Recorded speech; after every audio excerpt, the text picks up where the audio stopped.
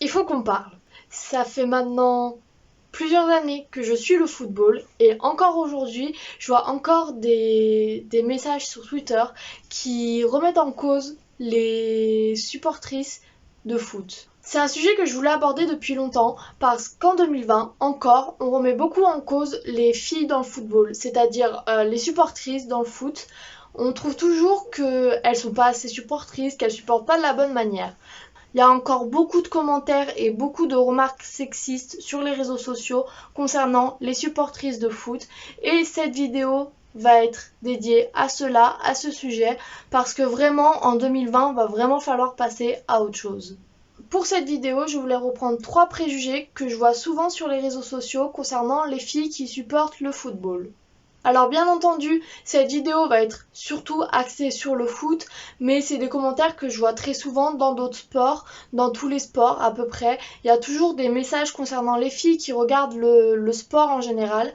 Mais c'est vrai que moi, comme je supporte beaucoup le foot, je vois plus de sujets, je vois plus de messages concernant le foot, donc c'est surtout axé sur le foot. Le premier commentaire qu'on voit souvent concernant les filles qui supportent le foot, c'est le fait qu'on supporterait une équipe de foot que pour le physique des joueurs.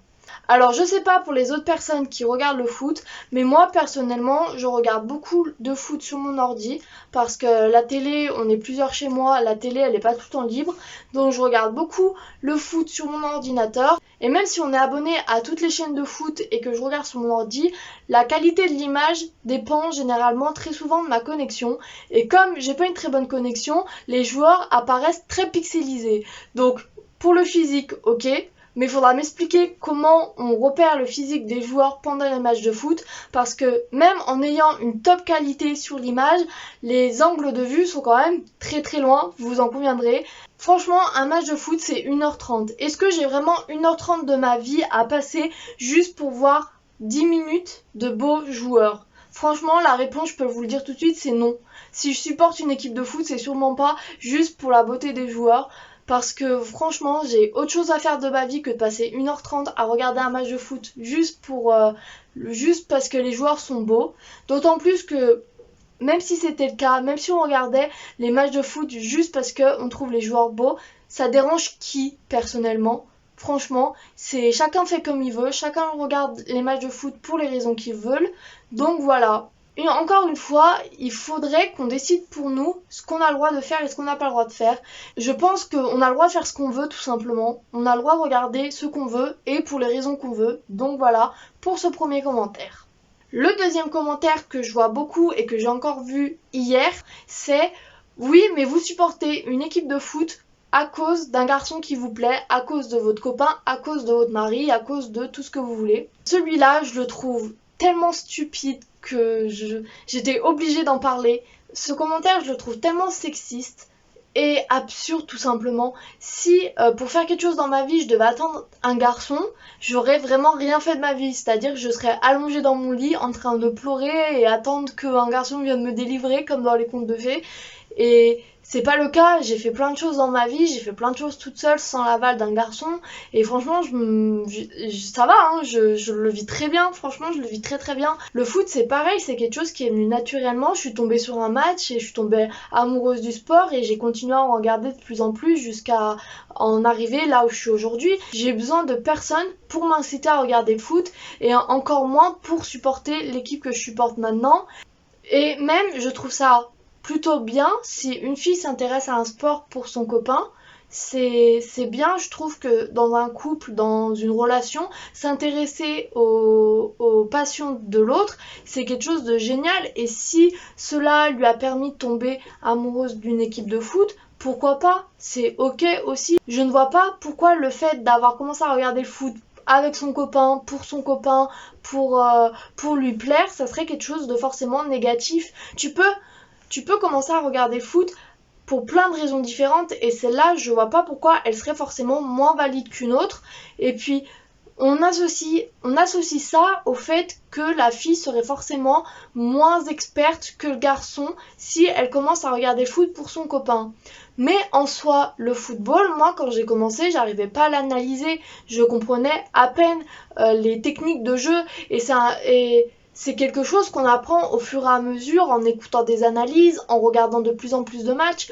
Donc je ne vois pas pourquoi quelqu'un qui aurait commencé à regarder le foot pour son copain serait forcément moins doué pour analyser les matchs, pour analyser les performances de l'équipe et même pour soutenir une équipe.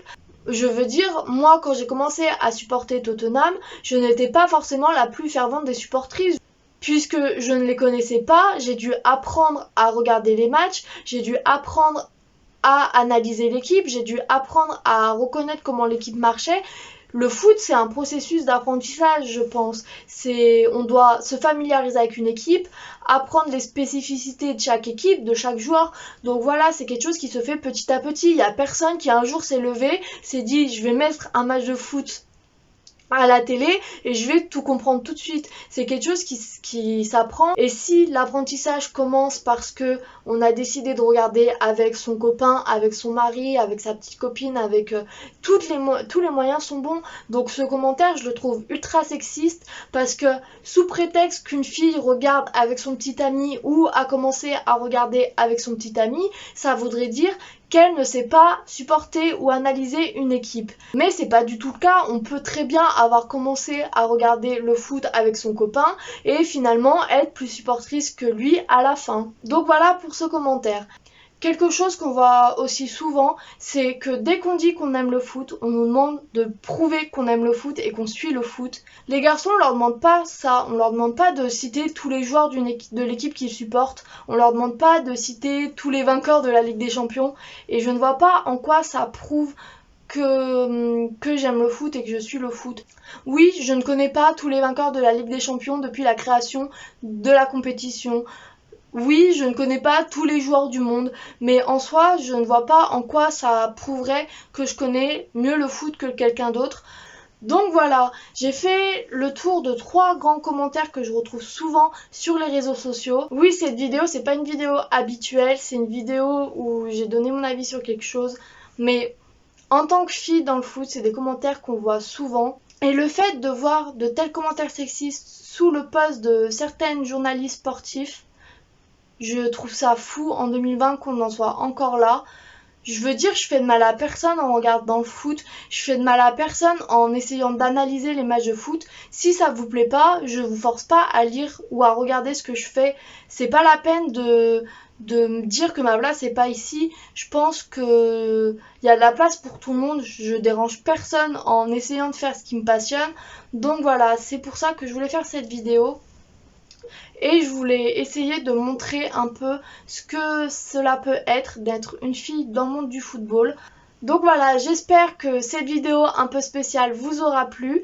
Si c'est le cas, vous pouvez laisser un pouce bleu. Si ce n'est pas fait, vous pouvez vous abonner. Quant à moi, je vous dis à la semaine prochaine pour une nouvelle vidéo et salut!